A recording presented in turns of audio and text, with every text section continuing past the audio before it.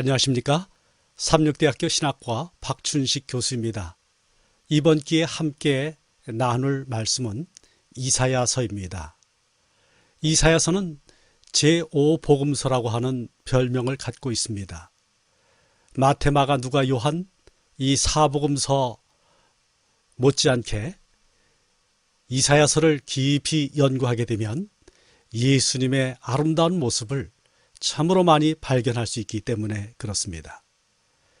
제가 예수 믿으면서 가장 먼저 외웠던 성경절이 마태복음 1장 21절이었습니다.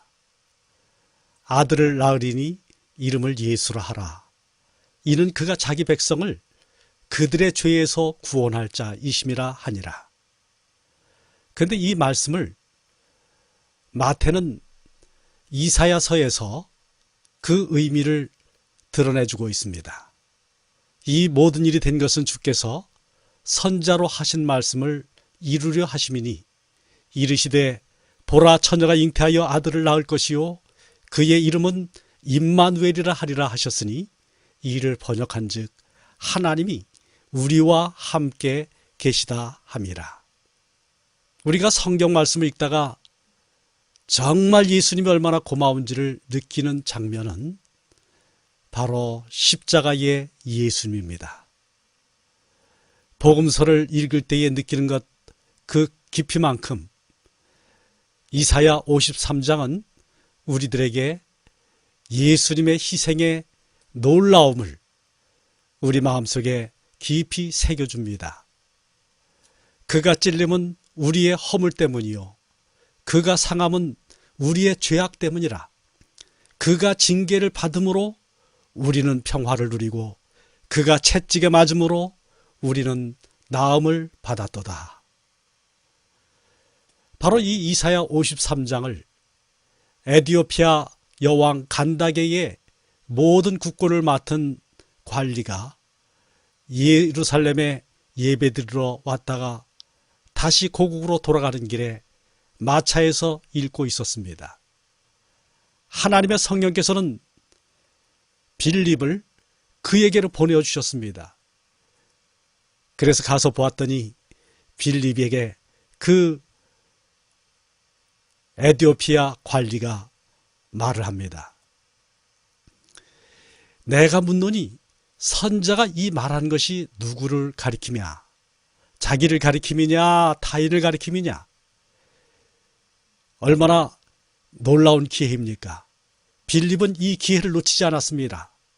바로 이 글에서부터 시작하여 이사야 53장의 말씀으로부터 시작해서 예수님을 가르쳐 복음을 전했습니다. 그랬더니 이 관리는 길 가다가 물 있는 곳에 이르러서 그 내시가 말하되 보라 물이 있으니 내가 침례를 받음에 무슨 거리낌이 있느냐. 예수님을 발견하고 그는 교회에 한 번도 가보지 않았지만은 그곳에서 내시 그 에디오피아 사람은 빌립에게 침례를 받았습니다. 정말 이 이사야서는 복음서요 또한 사람들에게 복음을 증거하고 있는 놀라운 전도자가 이사야가 되겠습니다.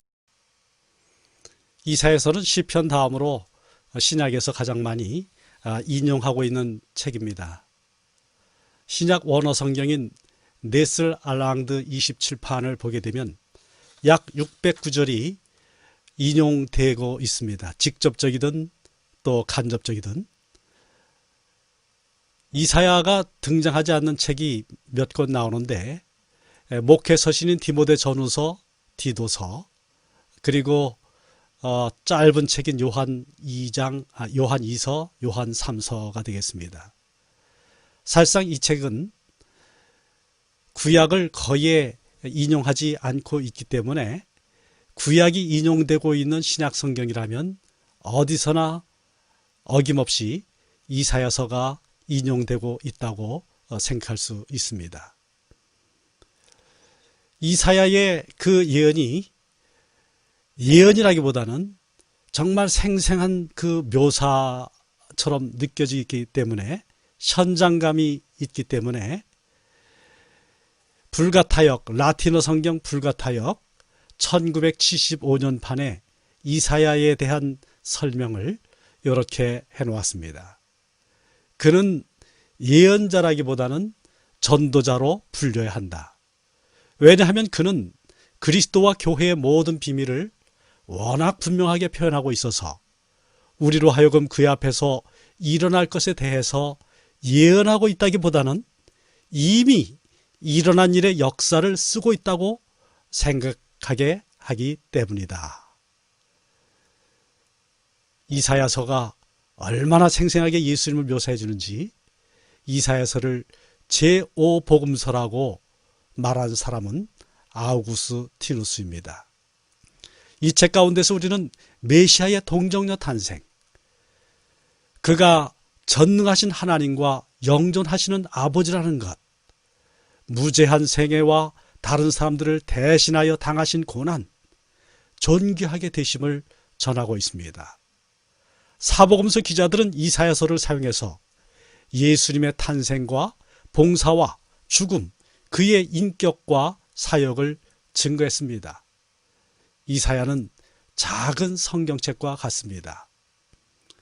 성경책 66권인 것처럼 이사야가 1장부터 39장까지 39권, 구약 파트에 해당되는 모습을 갖고 있죠. 그 다음에 40장부터 66장까지 27권, 이 두 부분이 좀 상이한 내용을 증거하고 있습니다. 분위기가 조금 다릅니다.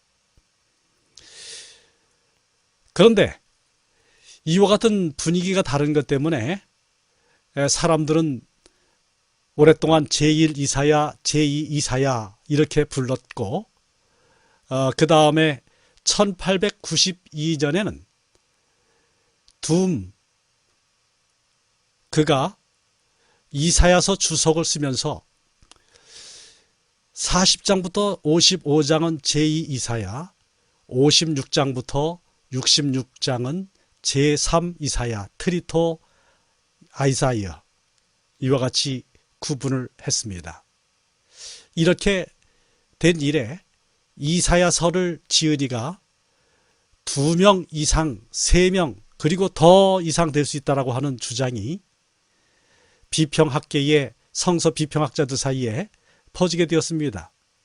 그런데 우리는 고등 비평학자들의 그 주장을 받아들일 필요가 없습니다. 이사야서는 주전 8세기의 이사야 한 사람이 서로 다른 시기와 환경 속에서 기록하였다고 볼 수 있습니다. 실제로 쿰람 사본을 보게 되면 이사야서 39장과 40장 사이에는 줄을 바꾼 그 같은 구별이 존재하지 않습니다. 오히려 쿰람 사본은 이사야 33장과 34장 사이에 세 줄이 비어져 있습니다. 쿰란 동굴에서 나온 양피지 두루마리에 기록된 이사야서는 그것을 읽었던 사람들의 지문이 거기에 남아 있습니다. 이것을 본 루브르 박물관의 박물관장 앙드레 파로는 예수님의 손동작 하나하나가 더욱 가깝게 우리에게 다가오고 있었다고 말했습니다. 이번 기회에 우리가 이사야서를 함께 공부하면서 예수님의 손길뿐만이 아니라 예수님이 옆에 계시는 듯한 호흡까지, 예수님의 따뜻한 그 손길까지 우리 모두가 경험하게 되기를 바랍니다. 오늘 첫 과에서 우리가 다루는 문제는 정체성이 되겠습니다. 정체성의 위기. 이사야 1장 1절에 유다왕 우시야와 요담과 아하스와 히스기야 시대의 아모스의 아들 이사야가 유다와 예루살렘에 관하여 본 계시다라고 말했습니다. 여기에는 봉사 시기가 나타나 있습니다. 우시야 주전 792년부터 740, 요담 732까지, 아하스 716년까지, 히스기야 주전 687년까지 살았던 왕들입니다. 이 시대에 있었던 유다와 예루살렘을 위해서 이사야는 하나님의 구원의 메시지를 증가하였습니다. 그의 이름은 여호와께서 구원하신다라고 하는 뜻입니다. 이사야 시대에 두 가지의 국가적인 위기가 있었습니다. 첫 번째 위기는 주전 734년 시리아 에브라임 전쟁입니다. 가나안 땅을 향해서 그 세력을 뻗쳐오는 아시리아의 티글랏 빌레셀 3세의 위협에 대항하기 위해서 아람과 에브라임 동맹을 맺었습니다. 그 동맹에 유다도 가담하도록 요청했지만 유다 왕 아하스는 그것을 거절하였습니다. 그렇기 때문에 그들은 아하스를 폐위시키고 다윗 왕가를 완전히 없애버리고 자기들이 원하는 왕으로 세워서 이 전쟁에 대비하고자 하였습니다. 그러나 두려움을 느낀 이 아하스 왕은 티글랏 빌레셀 3세에게 도움을 요청했고 결국 속국이 되고 말았습니다. 그것은 아주 치명적인 결과였습니다. 왜냐하면 처음으로 유다 나라가 외국의 속국이 되었는데 그 이후로 바벨론, 페르시아, 헬라, 로마에 이르기까지 열방의 권세에서 벗어나지 못하고 있다가 멸망하게 되었습니다.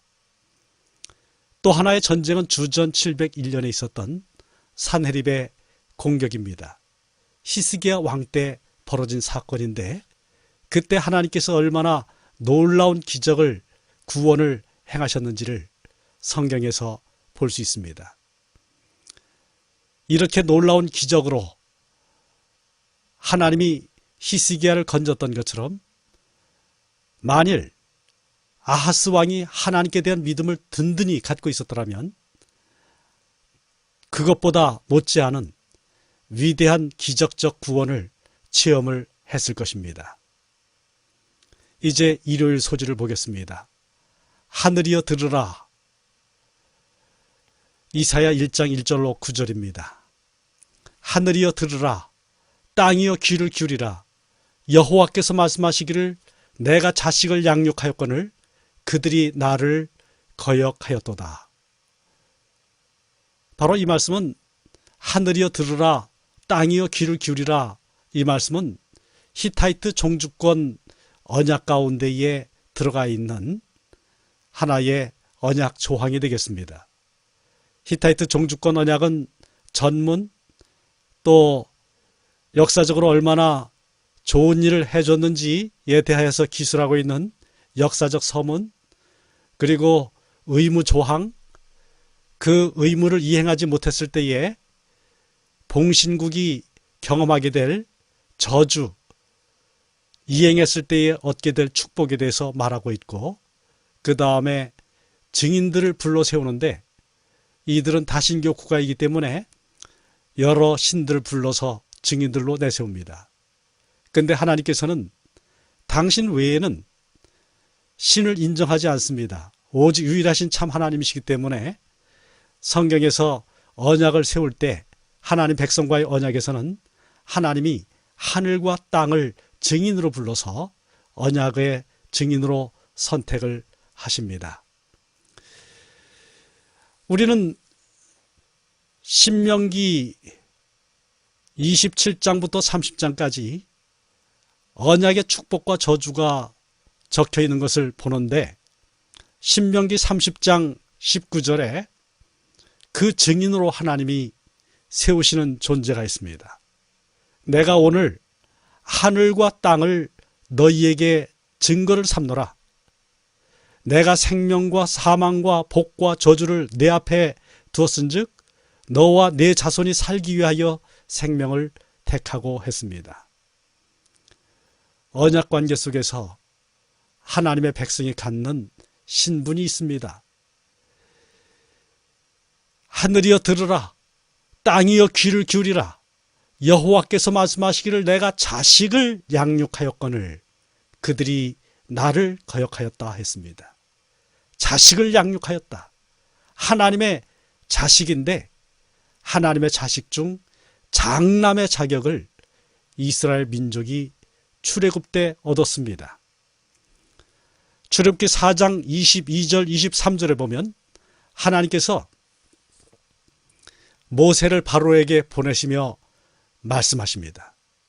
너는 바로에게 이르기를 여호와의 말씀에 이스라엘은 내 아들 내 장자라. 내가 네게 이르기를 내 아들을 보내주어 나를 섬기게 하라 하여도 네가 보내주기를 거절하니 내가 네 아들 네 장자를 죽이리라 하셨다 하라 했습니다. 이제 하나님의 이 아들 장자를 안 내보내주기 때문에 애굽의 장자들이 죽는 그 재앙을 겪고서야 드디어 하나님 백성들이 출애굽을 경험했습니다. 출애굽한 백성들이 시내산에 도달했을 때 하나님께서 모세 언약 혹은 시내산 언약이라고도 하는데 이 언약을 맺었습니다. 이 언약 가운데에 하나님은 중요한 약속을 주셨습니다. 세계가 다 내게 속하였나니 너희가 내 말을 잘 듣고 내 언약을 지키면 너희는 모든 민족 중에 내 소유가 되겠고 하나님의 소유가 되는 것입니다. 너희가 내게 대하여 제사장 나라가 되며 거룩한 백성이 되리라.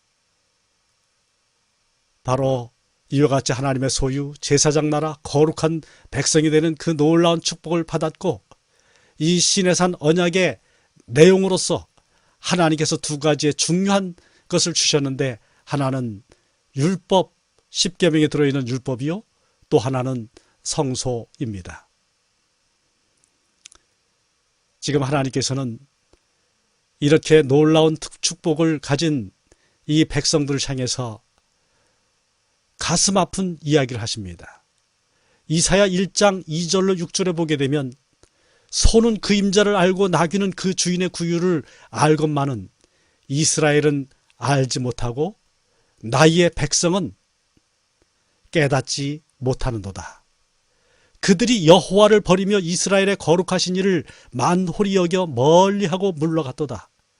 발바닥에서 머리까지 상한 것이 없다라고 하였습니다.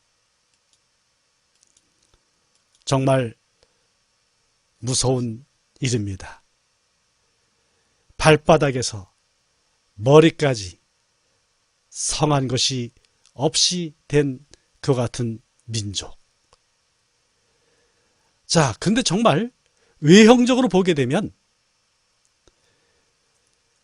그들은 정말 아주 철저한 신앙인인 것처럼 보여집니다.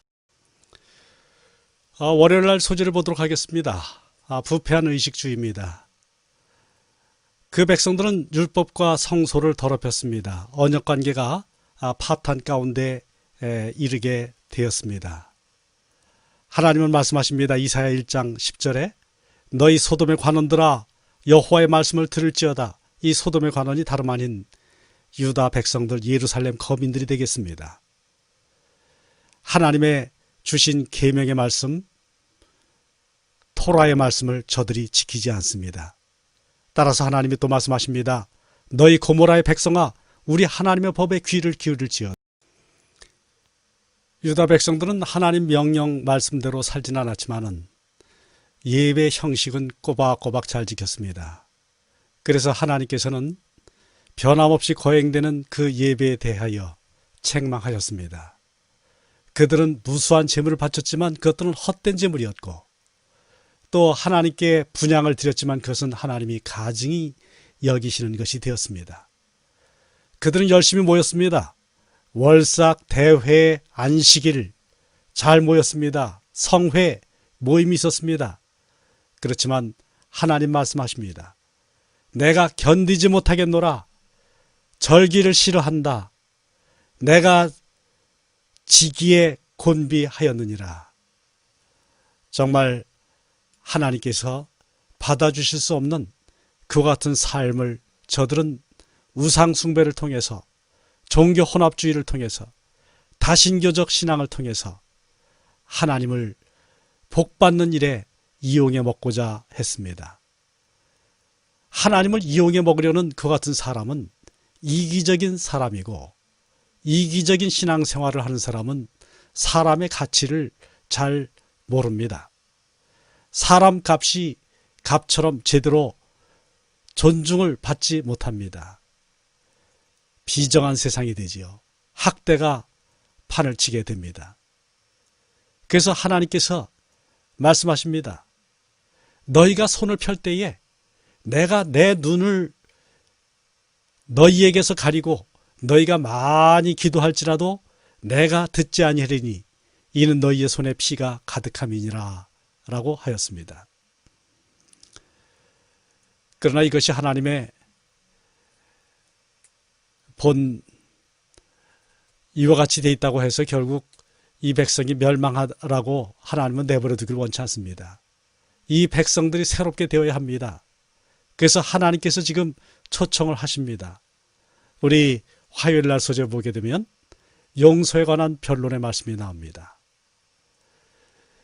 너희는 스스로 씻으며 이렇게 시작되는 말씀인데, 여기에 나와 있는 그 구절들은 10개의 행동들을 담고 있습니다. 유대 랍비들에 의하면 이사야 1장 16절부터 18절까지에 있는 그 10개의 권고는 유다인들의 신년일, 곧 7월 초하루 나팔절 때, 그때부터 시작해서 하나하나 저들이 그것을 중심으로 해서 회개하고 하나님께 정결하게 함을 받기 위해서 준비하도록 하는 항목입니다. 자, 한번 세워볼까요?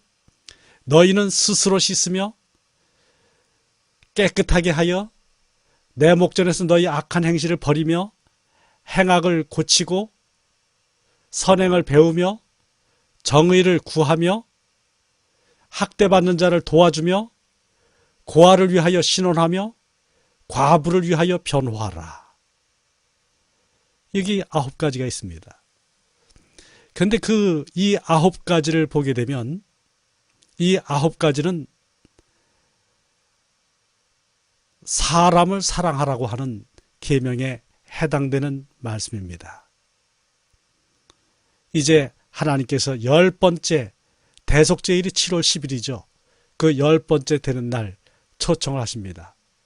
여호와께서 말씀하시되 오라 우리가 서로 변론하자. 너희 죄가 주홍 같을지라도 눈과 같이 희어질 것이요 진홍같이 붉을지라도 양털같이 희게 되리라. 이제 하나님은 온전히 하나님의 백성들을 새롭게 하기를 원하십니다. 이 하나님의 새롭게 하시는 그와 같은 때가 기다리고 있는데 그 하나님께 나아가기만 하면 됩니다. 나아가서 하나님과 대화하고 하나님께서 주시는 그 말씀을 따라 마음에 성령의 감동하심에 따라서 회개하고 또 하나님께서 변화시켜 주시는 그 능력을 힘입어서 하나님의 뜻을 이행하면 됩니다. 그런데 이 백성들에게 문제가 발생합니다. 그것은 무엇입니까? 이제 수요일 소지를 보도록 하겠습니다. 먹을 것인가 먹힐 것인가. 이사야 1장 19절로 31절입니다. 너희가 즐겨 순종하면 땅에 아름다운 것을 먹을 것이요 너희가 거절하면 어떻게 된다고 했습니까? 거절하여 배반하면 칼에 삼켜지리라. 이사야 선지자는 저들의 상황에 대해서 하나님의 영의 감동하심 가운데에 계속해서 말하고 있습니다.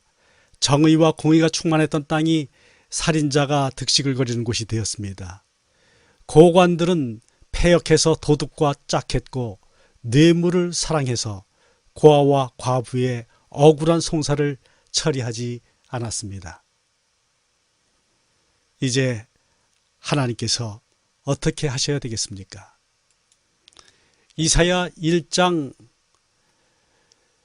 24절에 그러므로 주 만군의 여호와 이스라엘의 전능자가 말씀하시되 슬프다.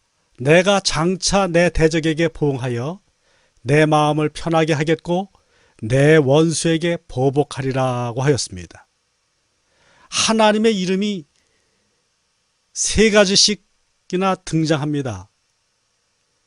주, 만군의 여호와, 이스라엘의 전능자 이렇게 등장을 하는데 정말 이 세 가지가 갖는 뜻은 완전이란 의미를 갖고 있지요. 정말 하나님의 놀라운 능력을 가지신 그 하나님, 천지를 주관하시는 그 하나님, 홀로 높으신 그 하나님, 모든 것의 주인이신 그 하나님이 여태껏 이스라엘 민족, 유다 민족을 붙들어 주셨습니다. 그런데 더 이상 붙들어 주시지 않겠다고 했습니다. 내 원수에게 보복하리라. 이 내 원수는 다름 아닌 이 유다 민족입니다. 하나님의 뜻을 버렸을 때 하나님께서는 이 유다 민족을 책벌하기로 하셨습니다.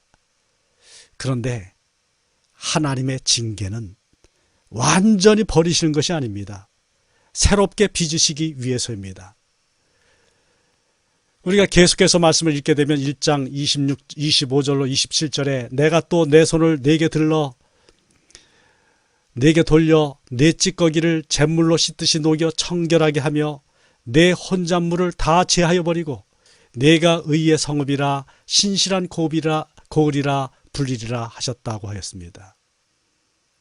하나님께서 바벨론의 그 백성들을 버려서 그 힘들고 어려운 가운데에 저들의 불신앙을 완전히 녹여버리고 온전히 하나님께로 돌아오도록 하는 그런 일, 징계를 통해서 정결하게 되는 그런 일을 도모하고자 하셨습니다. 그들이 바벨론에서 돌아왔지만은 주전 586년에 예루살렘이 멸망했지요. 포로에서 그 후에 539년에 바벨론은 멸망하였고 하나님의 백성은 돌아오게 되었습니다. 그렇지만은 고국에 돌아온 그 백성들이 결국은 멸망당하고 말았습니다. 하나님의 거룩한 예루살렘 성전이 AD 70년에 또 멸망당하고 말았습니다. 자, 무엇을 선택해야 할까요? 하나님께서는 너희가 즐겨 순종하면 땅의 아름다운 소산을 먹을 것이요 너희가 거절하여 배반하면 칼에 삼켜지리라 여호와의 입에 말씀이니라고 하였습니다. 오늘 하나님은 우리들에게 놀라운 은혜를 주셨습니다. 우리들이 하나님께 순종할 때 우리는 하늘 가나안의 귀한 소산물을 먹게 될 것입니다. 우리들에게 선택권이 주어져 있습니다. 이사야 6장은 아름다운 시로 되어 있습니다. 히브리 문학의 최고봉에 속하는 시입니다. 포도원의 노래인데 이사야 5장 1절로 7절입니다. 나는 내가 사랑하는 자 야디들을 위하여 노래하되 내가 사랑하는 자 도드의 포도원을 노래하리라.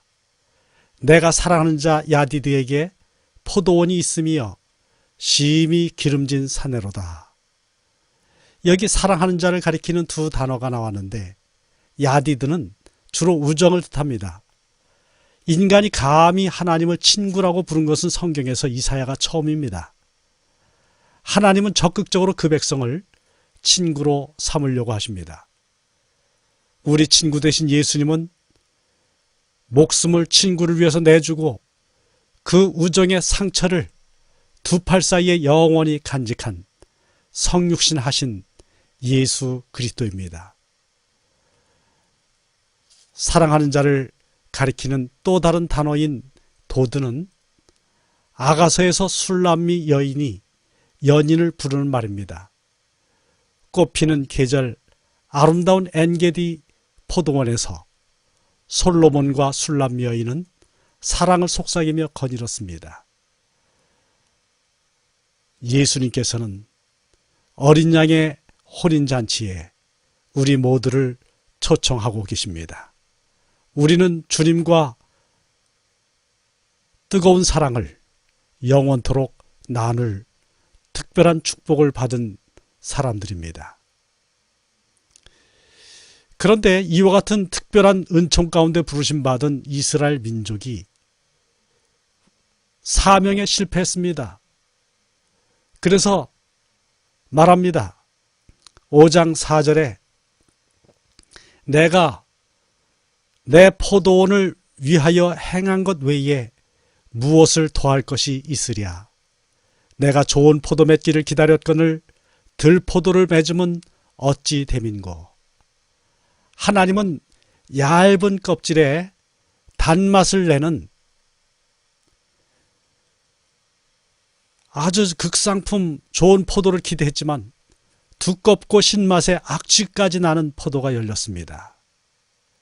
이사야는 비슷하게 발음되는 반대말들을 사용하는 언어 유희들을 사용해서 하나님의 실망을 제시하고 있습니다. 7절을 보시기 바랍니다. 여기 7절 말씀에 무릇 만군의 여호와의 포도원은 이스라엘 족속이요 그가 기뻐하시는 나무는 유다 사람이라. 그들에게 정의를 바라셨는데 뮤시파트를 바라셨는데 정의 대신에 포학 미스파하가 판을 쳤습니다. 공의를 바라셨는데 그 공의 츠다카가 사라지고 대신에 부르짖음 츠아카가 가득하였습니다. 악인들의 폭력으로 의인들의 피가 땅을 적셨습니다. 이스라엘 민족이 맺은 나쁜 열매의 극치는 십자가입니다. 여기 이스라엘 민족은 빌라도의 법정에서 그들은 그 피를 우리와 우리 자손에게 돌려달라고 그렇게 외쳤습니다. 그러나 그 십자가는 정의와 평화의 나라의 대문을 활짝 열었습니다. 들포도 배우심이라고 하는 그 단어는 5장에만 나오는데 바로 그 뜻이 정확히 알 수는 없지만은 70인역은 이것을 가시덤불, 악한 다스라고 번역을 했습니다. 농부가 포기한 포도원에 가시덤불과 엉겅퀴가 났습니다. 아담이 타락했을 때 땅에 가시덤불과 엉겅퀴가 났습니다. 이스라엘과 유다는 아수르와 바벨론에 의해 약속의 땅에서 쫓겨났고 예루살렘은 가시덤불과 엉겅퀴로 뒤덮였습니다. 하나님의 은혜로 예루살렘에 그들은 돌아왔지만은 그들은 약속된 메시아에게 가시 면류관을 씌웠습니다. 배도의 역사는 가시덤불로 시작해서 가시 면류관에 이르렀습니다. 그러나 그 가시 면류관은 구원의 역사의 최고봉입니다. 십자가에서 가시 면류관을 쓰신 주님이 회개한 강도에게 말씀하셨습니다. 네가 나와 함께 낙원에 있으리라. 낙원에 있으리라. 낙원이 회복된 것입니다. 나는 참 포도나무요 너희는 가지라. 예수님이 말씀하셨습니다.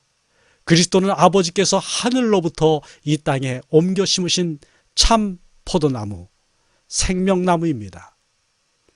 예수님 말씀하십니다.